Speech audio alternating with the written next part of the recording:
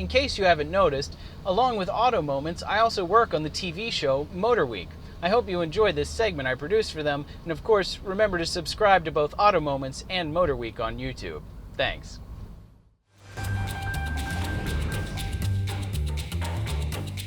We tend to associate muscle cars with youth, but as the market exploded in the mid-1960s, customers of all ages wanted in on the action.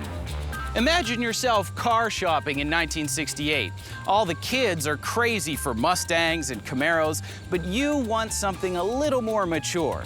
Well, Mercury has a car for you. Just look for the sign of the cat. And there you would find this dashing 1968 Mercury Cougar. The name Cougar was originally suggested for the vehicle that became the Ford Mustang. After the Mustang's wild success, Mercury needed a sporty car of their own and gave the Cougar name a second chance. Launched for 1967, Mercury based the Cougar on the Mustang platform, but it had completely different styling and a 3-inch longer wheelbase. Advertising went all in on the feline theme, even using real live cougars. The image of a big cat sitting atop a Lincoln Mercury dealership sign soon became the symbol for the entire division. Potential customers were directed to the sign of the cat. With elegant but aggressive styling and a touch of European flair, the Cougar appealed to a more sophisticated driver. Features like hideaway headlights and sequential turn signals added a dapper touch. For a base model Cougar, this interior has a wonderful 1960s feel, but it does look rather Spartan compared to the luxurious GT and XR7 models. This car also has the base engine, a 289 cubic inch V8, making 195 horsepower. Also available that year were 302, 427, and 428 cubic inch engines, topping out at 390 horses. Transmissions offered included 3- and 4-speed manuals, or this car's 3-speed automatic. This restoration features several modern upgrades, but the driving experience remains authentic.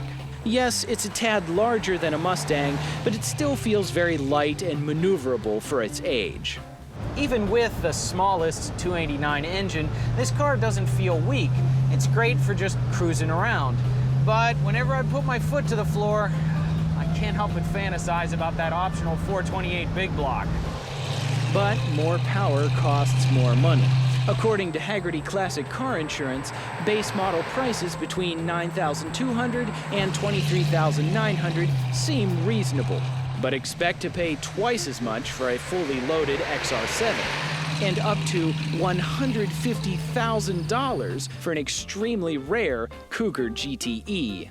But with total 1968 production over 113,000 units, a regular Cougar shouldn't be too hard to catch.